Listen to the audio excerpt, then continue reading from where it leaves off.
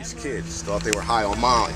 So every single sample I tested was methadone. It was unbelievable, man. Unbelievable. 100% methadone. Unbelievable. Yeah, purple to black is MDMA, highlighter yellow is bath salts. Okay. There's no ambiguity there.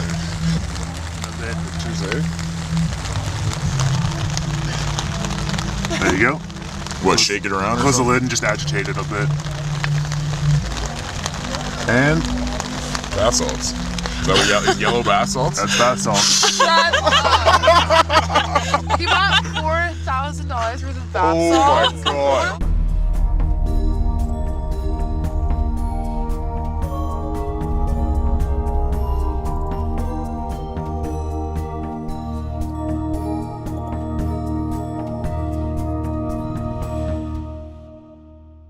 America is losing the war on drugs faster than ever, with a wildly unregulated drug market and zero oversight when it comes to substance adulteration and underage distribution. Bath salts and research chemicals have managed to explode onto the scene, yet simultaneously slip under the radar, with deadly consequences. 5 friends decided that the best way to expose this issue was to hit the road with some cameras, 2 cars, and whatever budget we could scrape together. We took 2 months off of our normal jobs and traveled 12,000 miles around the country to 6 music festivals to document the spread of drug misrepresentation as well as the harm reduction movement to fight the adulteration problem.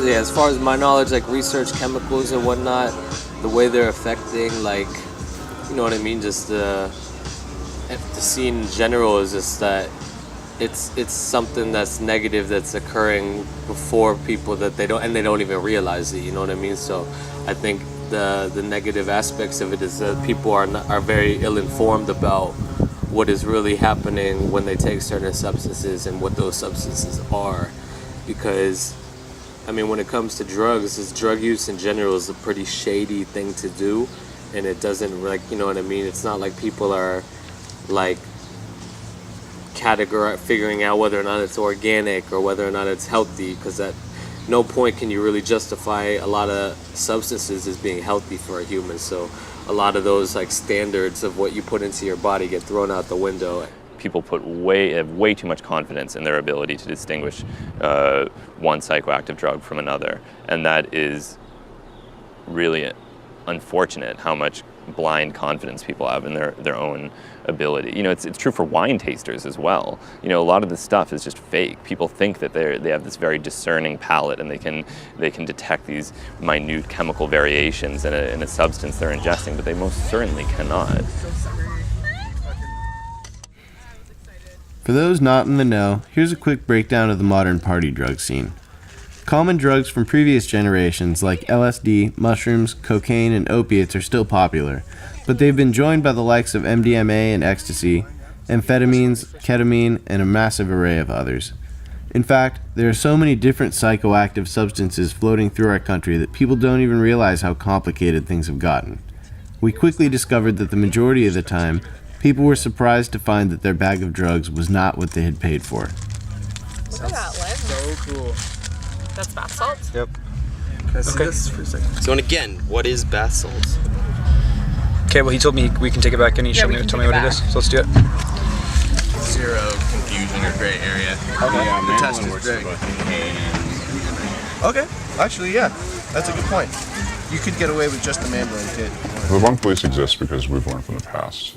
We've seen these problems in the past. Alcohol prohibition led to blindness, paralysis, and death among thousands, if not tens or hundreds of thousands of people. And these are the same problems that we're working with today. Molly is the moonshine of today, and you know, people are adulterating that with synthetic cathinones, you know, experimental amphetamines, all kinds of strange things.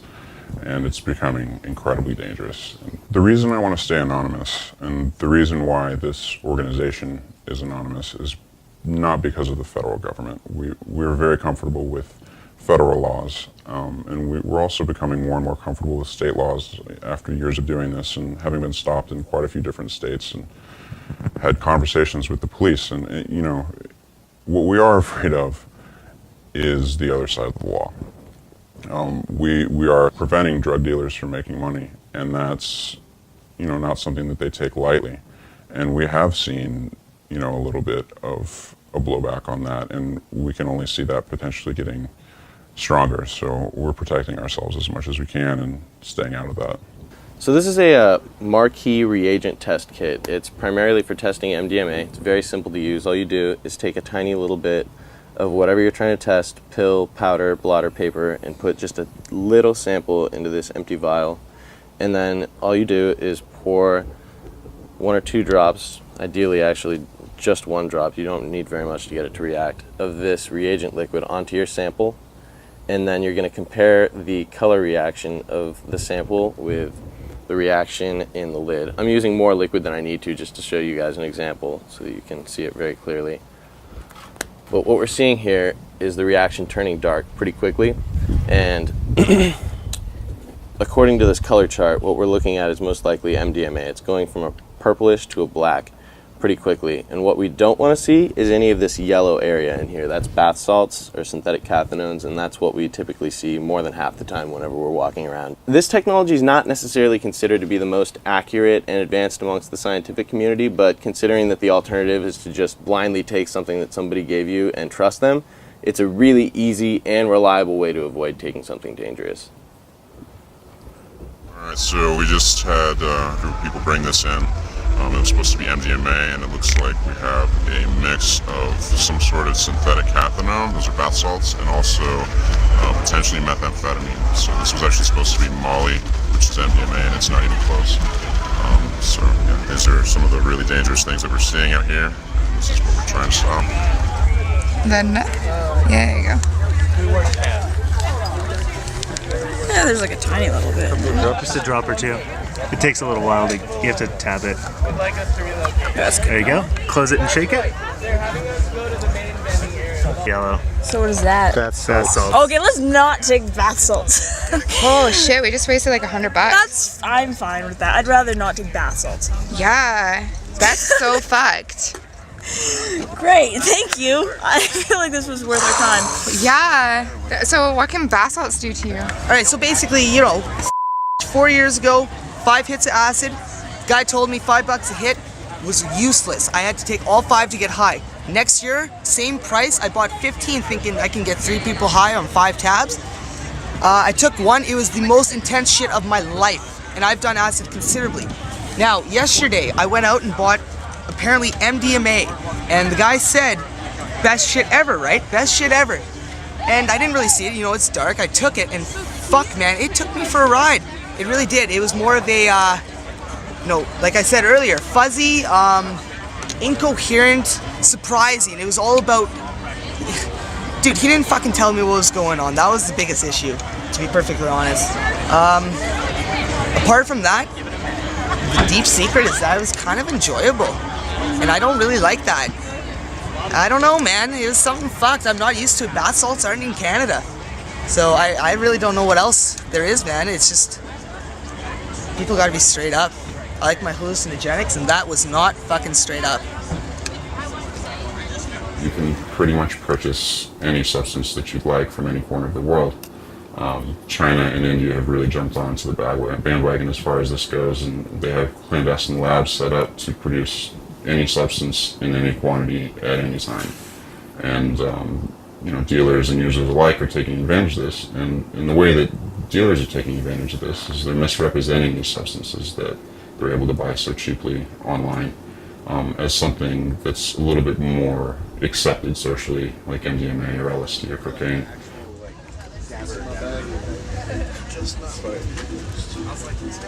I was looking for the stick. That's funny.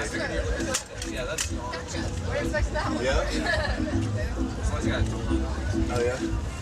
There are quite a few other tour websites that, you know, available to consumers that are trying to fill the gap that the Silk Road has left, and beyond that, I mean, you know, there were things before tours, just Alibaba and there will be after. It's just the inevitable movement of the market, and we need to prepare for it. It just depends on what substance is being misrepresented and what the misrepresentation is. Obviously there are drugs like bromo dragonfly, PMA, 4-MTA that are majorly toxic and have a strong chance of killing the user if used in excess. And in that case, misrepresentation is a huge problem. In other cases, maybe not as much. Maybe someone substitutes Prolad for LSD. As far as I know, Prolad is not a particularly dangerous compound, and there's no reason to assume that it would have a higher toxicity or a lower toxicity than LSD. But it just really depends. For all, maybe it does have some unforeseen horrible effect. A classic example would be AET, alpha-ethyltryptamine. That was actually not only used as a recreational drug, that was used as a pharmaceutical it was approved and used briefly by Upjohn in the 50s. And that happened to produce a condition called a granulocytosis and really suppressed people's immune systems in a major way. But there was no way they could have anticipated that. None of the related compounds induce a granulocytosis. But let's take a look at methamphetamine, or back then GHB. Methamphetamine had battery acid in it. It had phosphorus in it. It had everything but, a pure plant derivative drug. My name's Diane Goldstein. I'm a speaker for Law Enforcement Against Prohibition and a retired lieutenant from Redondo Beach Police Department in California. I have a bachelor's degree in legal studies, and I was the first female lieutenant in our agency. We clamped down on pseudoephedrine. Okay, is you saw all the laws that came out that you could only buy Sudafed, which was used to make methamphetamine. So the more we cranked down on laws that didn't allow people to just go in and buy as much Sudafed as they wanted, is you saw the market change over where there were new and different types of chemical reactions that were then done to create methamphetamine. So you had normal methamphetamine, and then you had what was called Nazi-style methamphetamine that didn't need certain chemicals. Now, it was the same thing with MDMA. It was the same thing with GHB. The root cause of most of it is our current drug policies. And, that's because the things that we know about, the things that are there throughout time are illegal. So we can't research on them. We can't talk about them. We can't regulate them. We can't do any of that. And you still have a thrill-seeking, drug-using population, or you still have people who suffer from addiction. And so you still have people out there wanting to use drugs. And so there still needs to be, we just keep evolving the drugs that are available because the ones we know about are illegal and they're harder to access. So to me, I think there's a lot of things, but I think drug policy is the main thing affecting drug use. It's no secret that kids like to experiment with drugs. In many cases, a lot of modern parents had similar experiences 30 years ago. But of course, every parent thinks their child is the one who avoids bad decisions. It's a classic paradox that most parents just can't seem to wrap their minds around. If you tell someone they're not allowed to do something, it usually just makes them want to do it more. This phenomena is particularly true with young people. The combination of innate human curiosity and common teenage rebellion lead naturally to experimentation, and an astoundingly high percentage of Americans try drugs at least once in their life.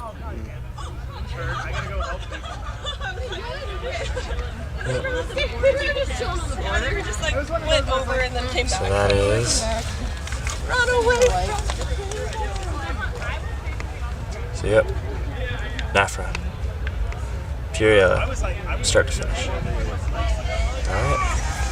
Just a little man. A little piece? Tiniest piece. Alright? Like this? This? Huh? I didn't know what the brand was. Use your I thought they were white. And then you want to block transfer ice. Oh yeah, coolers are already out. What does that mean? Lit. Every time we went to a chemical source to try to eliminate that chemical source, because most of these chemicals have legitimate uses for other industries, is what we saw is there was some brilliant chemist or some rocket scientist who just developed another chemical reaction to do that drug. And that's what you're seeing with bath salts. That's what you're seeing with ecstasy now. That's what you're seeing. And for years, there's always been drug dealers who have made drugs that haven't been that drug that they're selling. That's not uncommon. And so you're going to continue to see that market because that market continues to be unregulated. There's no purity testing. It's no different than kind of the medical marijuana world right now with testing for molds or funguses or pesticides. And so the more we allow an unregulated market, the more we lose control and it becomes even more dangerous for that end consumer. I think one of the cases that really stuck to me was when this 14-year-old was taken in to the hospital and actually died on the way there because he was using some substances that he didn't actually know what they were, and the next thing you know, he was just foaming at the mouth and taken to the hospital, and then you just never heard anything anymore from him, so he just kind of died, I suppose. You protected him and he took it back. You befriended him. I think that a lot of people aren't really aware of like reactions and don't actually stop to think about like what might happen to them, or they sit there and think it's one thing and don't actually know its effects. Like, I mean, I grew up not really knowing anything, and I think that I'm a little impressionable, so I think if someone told me that something was okay, not that I would go ahead and try it, but there are kids that would actually go and do it just because, hey, they don't really know very much about it, and even though it is being taught in school, not to that point where like they cover everything there is to know about and stuff. Oh, thank you. Well, dude, the fuck getting off clean. He's got all the Went to a rave. I was in San Diego. Had a friend. Went to a rave. I was really drunk when I got there. That's cool. But I met some people. They were like, "Hey, Molly, do you want some?" I was like, "Oh yeah, sure, I guess." But they gave it to me. Whatever. I was already too drunk to even realize what was going on. But I took it, and I blacked out at that point. And then next thing I know, I wake up in the hospital. And then best friend at the time, he was actually in a coma 2 doors down. And it was the same thing. He took the same thing I did. And I was told when I woke up that I had died. And I got resuscitated in the ambulance. And I don't know, basically went back and just told everybody it was my fault. Like everything happened, it was my fault. They can get all these drugs and manufacture them so cheaply, and they're lying. Yeah. I mean, you're taking something on a pure basis of trust, and it can kill you. It's not a matter of going out and having a good time. I mean, I'd like to go have some fun, but frying for 13 hours? No, thank you. I had a friend last summer who did that. I would go through they were told that they were getting some, I don't even know what it was, but he ended up taking, actually, to be honest with you, I think it was a friend had found it. They had taken it in 13-hour fry. My employment history, we'll start there. I was an intelligence analyst with the Drug Enforcement Administration for 13 years, from 1998 until 2011. I certainly have seen it to be a problem, right? I mean, this is, drugs are never sold at the retail level in the same form they're produced. So necessarily, right, there are adulterants and additives in virtually every sort of retail purchase of drugs. The problem with that, there are a number of problems with that. One, of course, is a lot of the adulterants are dangerous because they're completely unregulated. And the adulterants and, a corollary problem is, widely varying potency levels, right? That's what, of course, leads to a lot of accidental overdoses. But I think it's important to look at why that happens, right? The system we have incentivizes adulterating drugs that are sold on the street. So on that one hand, we have this multi-billion-dollar business, right, that we've completely turned over to criminal organizations. So there's no regulatory system, right? There's no FDA inspector looking to make sure that what you're selling on the street is what you're really claiming it is. There's no inspections of laboratories and that sort of thing. And so, and at the same time, right, when there are grievances, right? If you go to the store and buy a 6-pack of Budweiser, open it up and pour it and it's Pepsi, well, you can go back to the store. If the store owner says, oh, you know, I don't care, well, then you can go to court, right? If the same thing happens to someone who buys an illicit substance, there's no recourse. So we really incentivize traffickers and distributors to adulterate their drugs. And at the same time, because of prohibition, we provide no legal recourse through the courts or any other remedy for consumers to challenge when what they're sold isn't what they were told they were sold. It's really unique. I mean, we saw this with alcohol, but just hypothetically in the future, right? If we were to say, okay, we're not going to federally regulate tobacco and alcohol anymore. Anybody can produce it, anybody can sell it, and if somebody sells you something that isn't really alcohol, you know, you're out of luck. Well, it wouldn't be too long before there were bad actors that entered the marketplace and started selling adulterated or counterfeit goods. So that's exactly what we see. So it's a huge problem, unfortunately, and I think one of the unfortunate consequences of the war on drug mentality is that there's very little sympathy for people who use drugs, right? Even though everybody knows someone who uses drugs, the vast majority of them live normal lives. You know, this mindset that kind of goes along with the just say no culture, right? The prohibitionist culture is that people who use drugs are bad. So if they buy something on the street, they're not supposed to get it. That they didn't bargain for. Well, that's too bad. They shouldn't have been doing something illegal. Unless you're going to record and putting it in there? Yeah. Okay, yeah. Just put one of each, just a little bit. This is the MDMA I bought off. This guy came around, he told us, he tested it, and yeah, and then this stuff we tested, and we don't have a fucking clue what it is. MDVP. MDVP, and that's a big fucking rock. Yeah. I'm just gonna toss that back in there. Okay. I'm gonna test these two, and then I'm gonna put the kit next to it so you can see. Okay. Okay. Is that recording vocals? Okay. That is bath salts. You can see it's fizzing yellow. If you look at this, all yellow is bath salts. This is clear and is fizzing up, which means it doesn't even register on here. No one even knows what it is. It could be MDVP, it could be a number of things. And these are being sold as MDMA. Yeah. Yep. I've had kids tell me they don't even want to know what's in the drugs, which is really scary, seeing as I've tested glass, I've tested all sorts of different things. Methamphetamine, bath salts, research chemicals, all sorts of things. Okay. That is bath salts. That's a random chemical no one knows about. This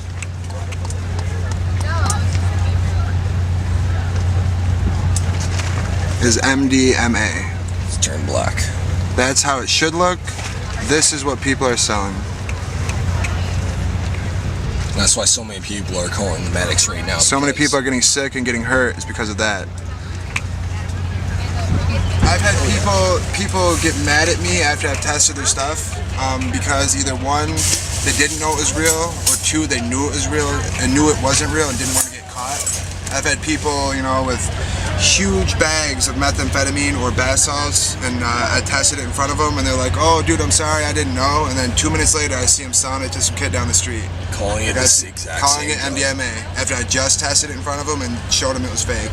So if you're out there, be safe. A lot of the issues of adulterants are a fact, they're a function of the fact of it's illegal, right? If I'm going to put something in my mouth that the government recognizes, and that can be toothpaste or cake mix, or you go to a grocery store, something you can pick off the counter and put in your mouth. There's a burden of proof on the person putting it out there that it won't do any harm to me. And in fact, take Betty Crocker cake mix off the shelf, flip it to the side, and it's got to say what's in it. And manufacturers have fought hard in terms of how that wording is, but in general, government has stepped forward, and in that case, made the supplier, made the seller, provide more information to the consumer. In other words, the assumption is that if the consumer isn't informed, that's a bad thing. And we have pretty good examples of that if the consumer isn't informed, bad things can happen. Especially the chemicals that have different lengths of time for the dose. You know, if you take a dose and you're expecting to have a 12-hour trip, but then all of a sudden you have a 2 or 3 day experience, that can be very scary, and it's going to cause hospital visits. And as well, depending on the dosage level, I mean, it depends on how they're distributing it, I suppose, but if they're distributing it and the person thinks they should take, you know, a certain amount of dose, but they take like, you know, potentially more than that, they might overdose. So there's a lot of factors. Drugs is the flip side of that, right? Basically, because of government's prohibition against this, the supplier is free to put whatever crap they want into it. And from what we know of the market, that's a bad thing. That puts the consumer in a position of complete ignorance. And if we look at some of the worst consequences of drug abuse, overdoses, because I don't know the actual quantity of what's in there, right? So I think I'm taking as much as I usually do, and when I've done that in the past, I've had the desired effect, or at least if nothing else, my body's been able to handle it. But if you're selling me this amount, and somebody else comes along and sells me what looks like that amount, but the purity in the second one is twice as much, I have no clue. I can kind of guess, they tell me it's really good or whatever. Now I'm going to put it in my body, and I'm going to kind of hope that I have the right amount. Well, that difference in purity level, that can have a bad outcome. Now you bring in the notion of, well, what am I making it to make it less pure? Or what am I putting it in there to give it a little bit of extra kick or whatever and all that? And that also can lead to a negative outcome. That can poison me. That can lead to other negative consequences. And you know, you can go through the list of bad things that can happen to the human body as a result of ingesting stuff they shouldn't be ingesting. That's a function of the illegality of it.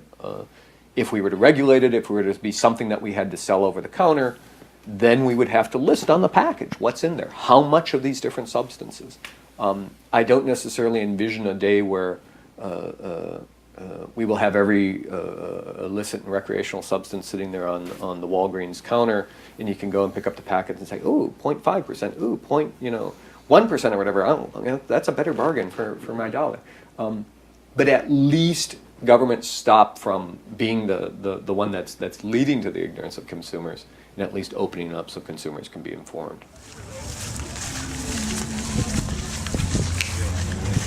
Yeah, what up, man? Got mixed receptacles.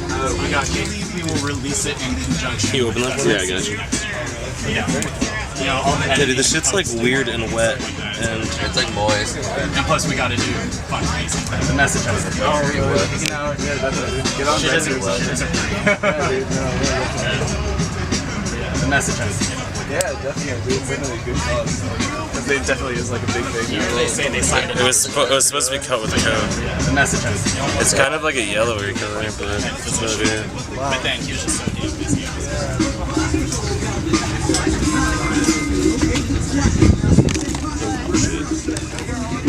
Last year we bought we brought our own acid with us from Chicago, and we got sold to us as doses on sweet tarts, so we couldn't test it. And it turned out being DOC, and we took a bunch of it. They were all like triple drop sweet tarts, and a couple of my buddies got really sick and were vomiting and like having diarrhea and the shit off of it. And then like I was doing okay for a while. Me and my girlfriend took it, and I was doing just fine like on it. Like I was having a good time. Like I was handling my shit. Like it wasn't very visual, but like my body felt like I was tripping balls.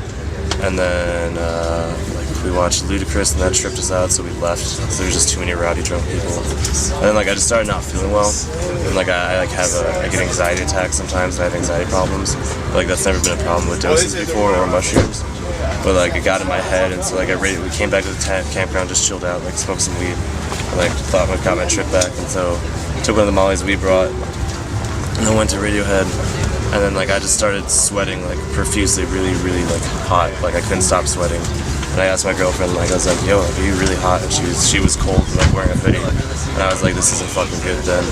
Oh, you guys took it last night? No, he's trying to save his Molly. I took one lick of it, and I was like, "This is nothing of the sort." I just poured in there. Yeah, let's see how much I can get. Yeah, you can just grab some with your fingers. It's not valuable. Don't worry. Yellow. If it's bath off, it turns yellow. Yellow. It's so yellow. Is it bath salts? It's bath salts, Sean. It's bath salts?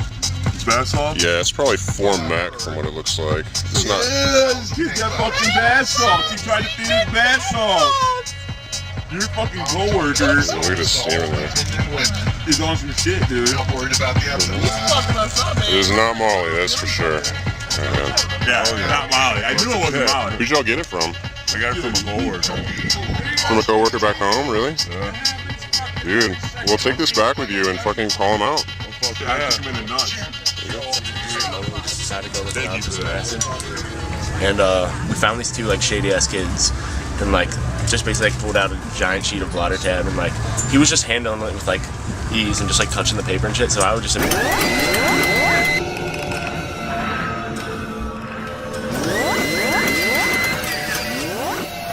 immediately assumed it was gonna be bunk and just blotter tab, nothing even on it.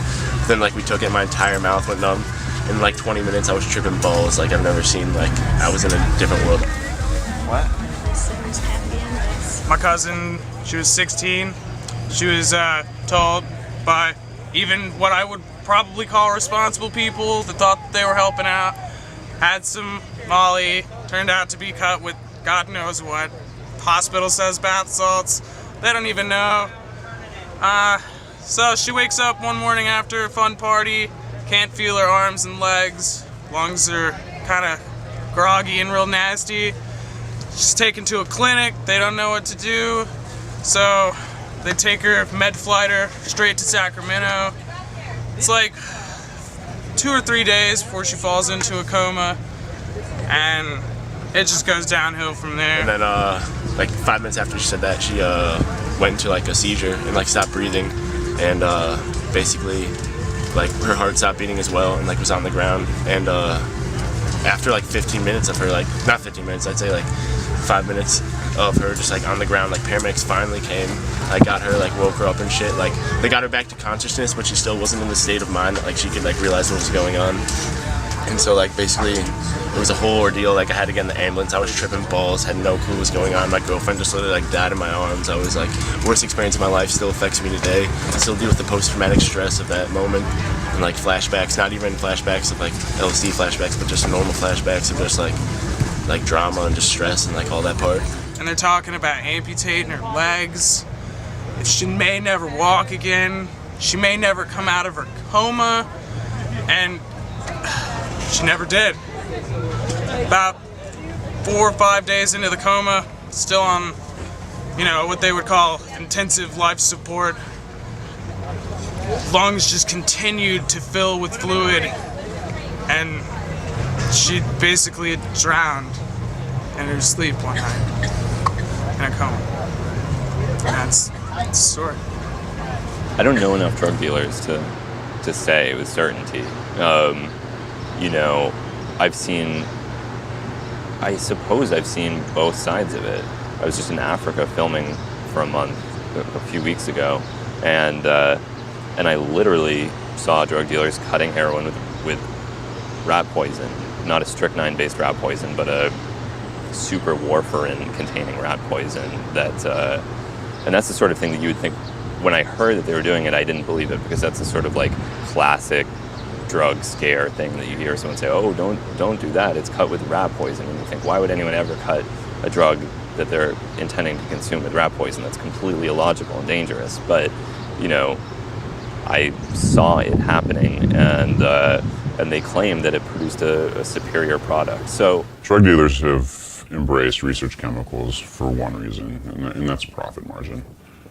When you look at the difference between something like MDMA or LSD, cocaine, compared to the research chemicals we're seeing today, like methadone, 4-FMA, that sort of thing, the difference is, you know, you may double your money with the more well-known drugs, or you may make 10 to 20 times as much with the research chemicals. So, I mean, it's a really hard thing for people to ignore, especially in the economy of today. No. I think by and large, most people that are involved in the trade now are in it for the profit motive. And the reason for that, of course, is that the war on drugs, right, prohibition, builds in a tremendous profit motive. And at the same time, right, turns all the trade over to criminal organizations who, by their very nature, right, their pursuit is of money and power and not of social betterment. So while I think there probably are some people out there making MDMA and other substances, right, because they think it helps people, and in a lot of cases I think they're right. I think by and large what we've done through our prohibitionist policy is to sort of squeeze those people, right, who care more about the societal benefits, potential societal benefits of using these mind-altering substances, kind of push them out of the marketplace and replace them with, more often than not, violent criminal actors who don't have as pure of motives. And unfortunately, right, law enforcement doesn't make any distinction whatsoever. I mean, I think the last significant trafficker that I'm aware of that really did what he did for, I would say, a higher purpose, for higher motives, was William Leonard Picard, right, who had the massive LSD laboratory in a missile silo and is now serving 2 life sentences in prison. There's no consideration in how he was sentenced for the fact that the product was very pure, the product was very good, it was never misrepresented, he didn't make nearly as much money as the government claimed that he did. Nobody cares, right? So if you're selling something highly adulterated, highly dangerous to an 8-year-old, right, as far as the law is concerned, that's exactly the same as operating in really an ethical manner, the way Picard did. It's, what do you call it? It's fucking like crazy. They walk around with horses. Like out by the sticks where I'm at, they don't do it. It's like chilling over there. But I'm not getting it. So I became very aware. Joey, do you have the clear vial? Did you just walk off with that? Yes, you did. Do I have a what? It's in your hand, dude. Can I have that back? Okay, so what are we testing right now? Right now, I know this is real because I don't even want to waste any because I drove it from home. And I'm going to test the sassafras I bought and the Molly. Okay. After the first year I came down, I got beat so hard on the drugs, I was unprepared for it. I decided that I was going to take the risk on the 16-hour drive and bring down basically 3 Class A drugs every year. And I already have been caught in other states, and I have a prior felony, and that's a big risk for me. I will go to jail if I get caught again.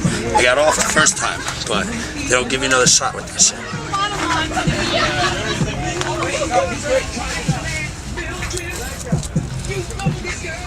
Just the tiniest little sample. Oh, I don't mind wasting it. It's a great thing. Yeah, for sure.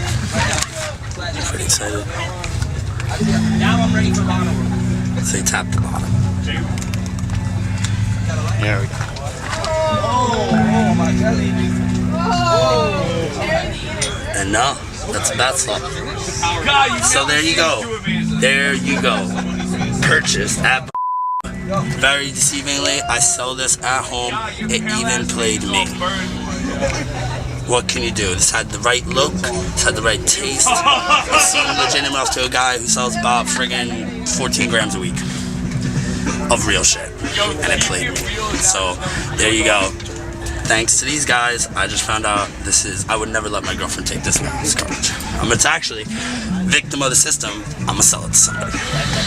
So these things do happen, and there are different types of vendors of the material, just like anything else. There are people that legitimately care about their product and want to introduce a material that they might even think has some therapeutic effect, and maybe that is a truly altruistic endeavor.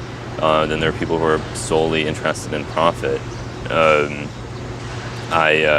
And it's very hard to say what is what. I analyzed a sample recently that was kind of a unidentified empathogen and tactogen compound that the person thought might be MDMA. And it was actually another compound, MDMAT, and you could look at that from 2 different perspectives. You could say maybe the drug dealer that sold this person MDMAT and told them it was MDMA did so because MDMAT, at least based on the scientific literature, is a non-neurotoxic serotonin releaser. And maybe they thought, oh, I'm just going to substitute this compound that has a lower toxicity and thus help mankind. Or the flip side of the coin is that MDMAT is an unscheduled compound and that it can be acquired inexpensively on the internet in its pure form, and they did it to save money and put themselves at less risk. Because the real trick is like phony drugs, they have to charge the same price to make it seem legitimate.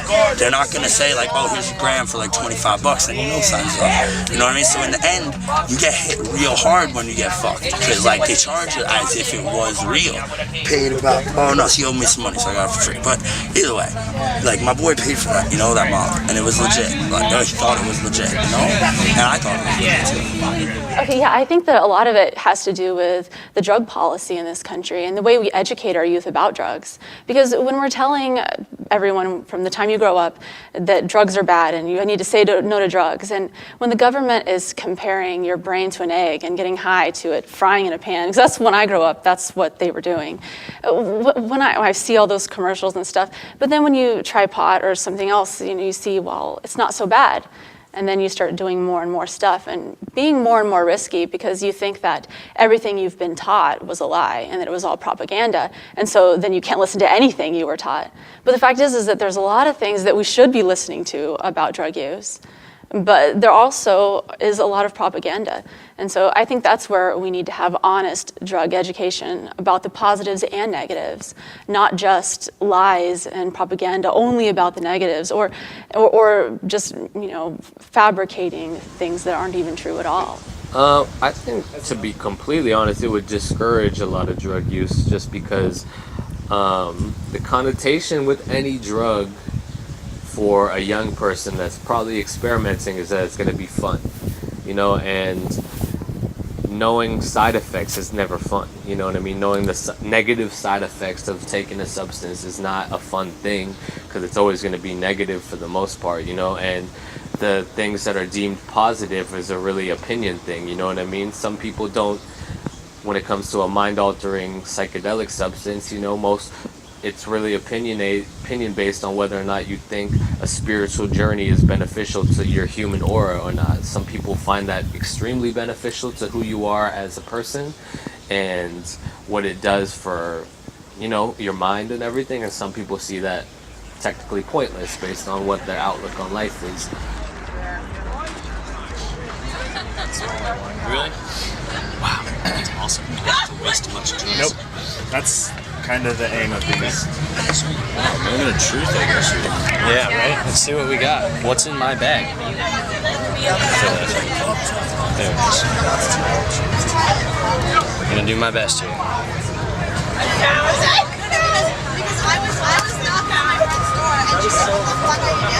Two.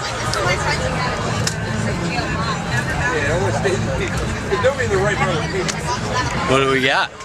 It's like bath salts. No fucking way, really? Yeah, yellow is bath salts. Holy shit. Really? Like methylene? It could be any one of them. They're all kind of the same shade and brightness. Yeah? You can see it on the color wheel.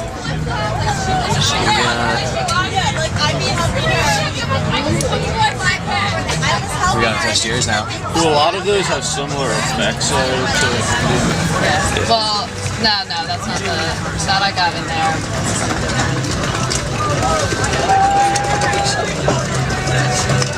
You can even just scrape together the powder. Yeah.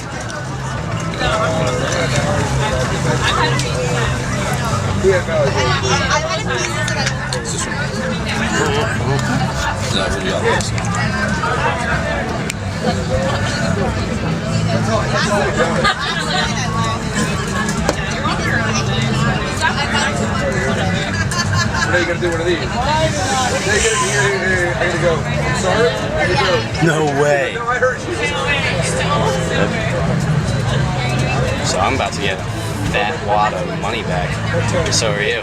I just want people to understand what's going on, and even if they don't want a kit, like read this and you have at least a mental sense of what the deal is. You know, I've been using reagent test kits just on a personal level, just so I could identify substances for myself, for you know, just for personal reasons. And I began to become aware of the analogs and the cathinones and basically the imposter drugs that people are dishonestly labeling as more commonly known, tried and true and tested clinically proven drugs that have research back behind them, unlike these fake drugs. Yeah, I had a buddy actually die at last year because he ate some bad drugs that someone told him was LSD, and it was like some research chemical knockoff. They actually put 30 people in the hospital and killed 5, and that really brought my awareness up. So I think that you guys are doing a great job at it, for real. Bad things that I've seen, I've seen people overdose on 25I NBOME and just become like catatonic, sitting in a chair and pretty much unresponsive and just moving in a way that you just know they're on some sort of unfamiliar, strange, not particularly recreational chemical, whether they intended on it or not. And it's really not pretty to see. You know, and I think perhaps it's a good thing that certain people are discouraged, you know what I mean? Because not like drug use is like a lifestyle fit for only a certain elite of people, but more so it's for a responsible person, you know, more so than a person trying to explore their, you know, their idea of fun. From Detroit. What the fuck is and some white sass. Some more white sauce. Some more moon rocks. This is a little bit different. It's from Germany. I would love to test people's shit and watch it turn yellow, and they think that that was real. Like, it's terrible to see someone who's been doing BK-MDMA or methadone for, say, a whole year thinking that was MDMA. And when they try something real, they think it's fake. I've had people get angry with me thinking my product was fake because they're used to the speedier edge to BK-MDMA. This is fucking crazy. You're just taking pictures like, for the website or what? For the documentary, man. Oh yeah, dude. We'll blur everything. You gotta let me get some of this.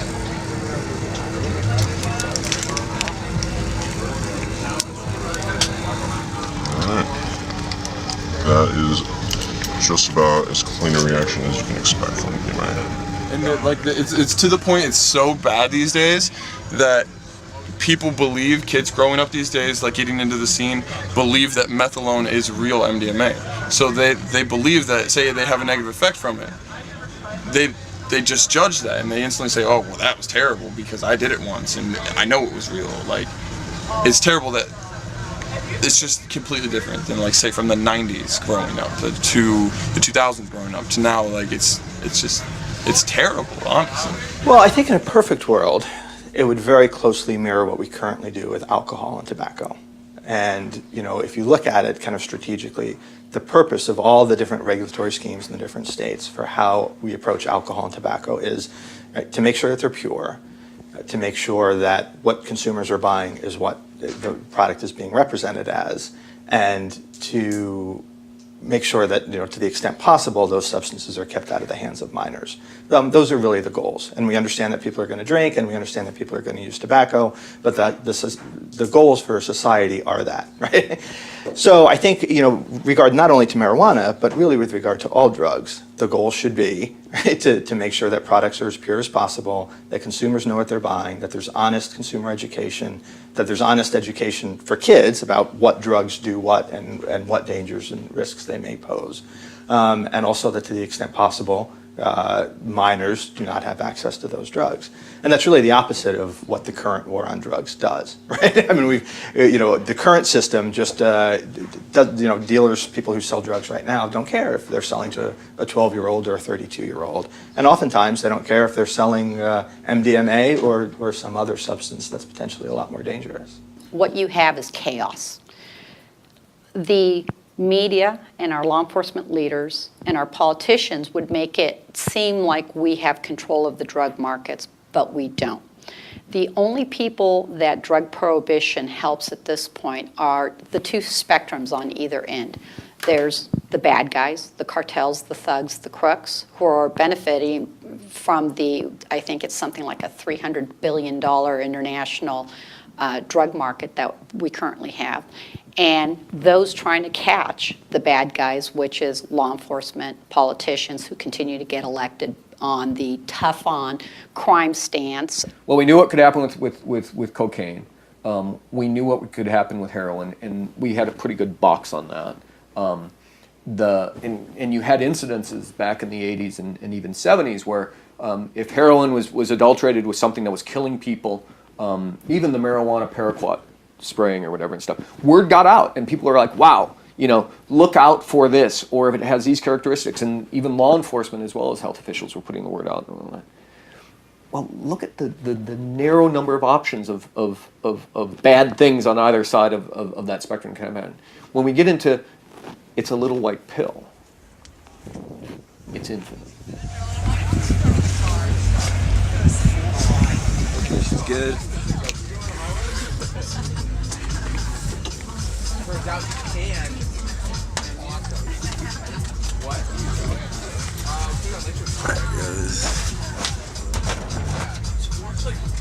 That's yellow. It's not good.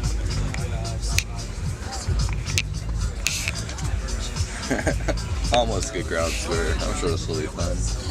Yep, that's a no. Good test right there.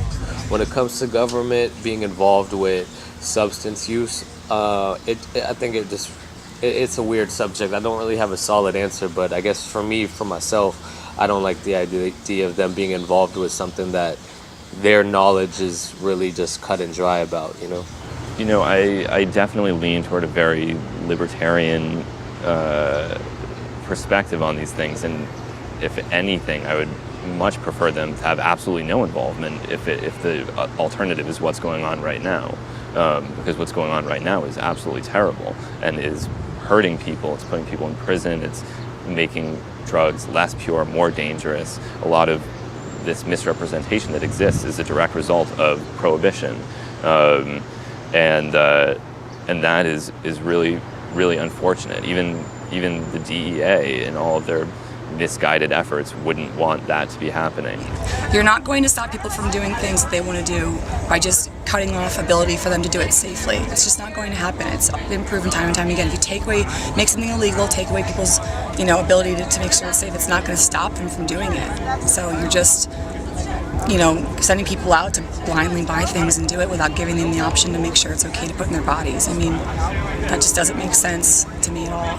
Because if they're going to acknowledge that there are drugs here, obviously, if they acknowledge there's a lot of bad drugs here and bad people that are going to sell really bad things, and like kids bought, I think it was supposed to be MDMA, and it ended up being tested. We saw like some horrible, bath salts or something, or some chemical that we Googled. It was like just crazy. Like there's crazy shit. That should be good if that went right.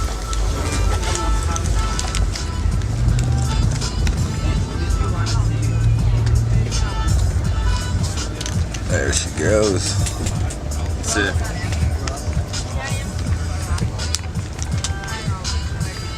Damn. That is the real deal. Like, that's the contrast between them. Oh, yeah.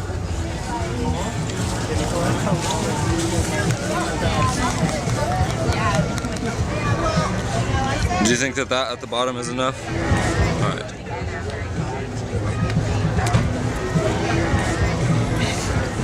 Molly, is that what you're testing? Okay. We hold this again? Yeah. Oops. Yellow. All the way over that yellow? It's over here. Yeah. All the yellow. Dang. It's crazy. Methadone. So what role? I mean, ideally, in some kind of ideal situation, they would play a role that is similar to the role that the FDA should be playing of regulating the purity of materials and enforcing a manufacturing standard, that sort of thing, or even in a really ideal situation, conducting toxicological investigations to evaluate the true safety or danger of these compounds, so that people can use them in a less risky manner. Bigger truck.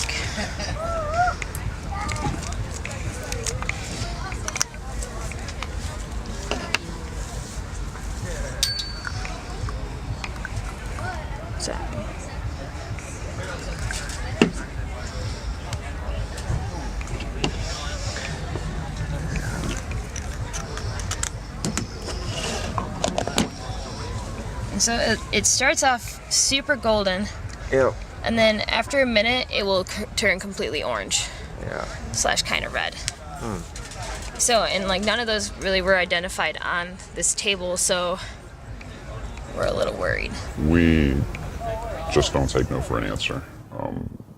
Festivals have shut us down, other events have, and we just do it anyways. We do what needs to be done in order to save lives and to keep people from injuring themselves, potentially permanently. You know, like I think it's about time that people of stature in the industry start like stepping up and talking about what's going on and promoting safer use instead of, you know, even I see those folks pointing a finger, you know, and saying, well, reassess why you're coming to a show or reassess why you're coming to a festival. I think that's very judgmental, you know, you can't be judgmental, you have to be, you know, responsible, you have to be realistic. So I think it's time the whole community starts addressing it and taking it seriously. Bunk shit everywhere. It's out here more than people would believe. Like, everyone needs to test their stuff before they do it.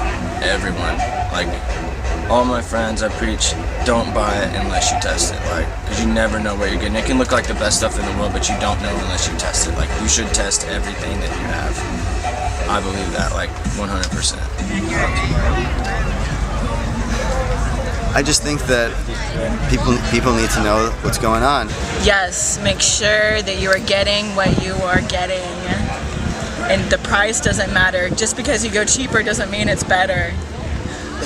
Like, I don't want to throw it out because I want to show you guys. I want you guys to know that there is this shit going on around here. Test your shit before you buy it. You don't know what you're getting out here. It's random dudes just looking to make a buck. So, be safe, boys, girls. Do what you gotta do, but don't be stupid. You know, I'm a parent. I have 4 kids. I certainly hope they don't use drugs, but I'm realistic enough to know enough to realize that it's not beyond the realm of possibility. And if they're ever in a situation like that, I sure would rather they know what they're buying and they know what they're using and they're in a safe place to do it. You know, to accept that the drug use is an innate human drive and to try and facilitate that use safely. That would be ideal. That's not going to happen.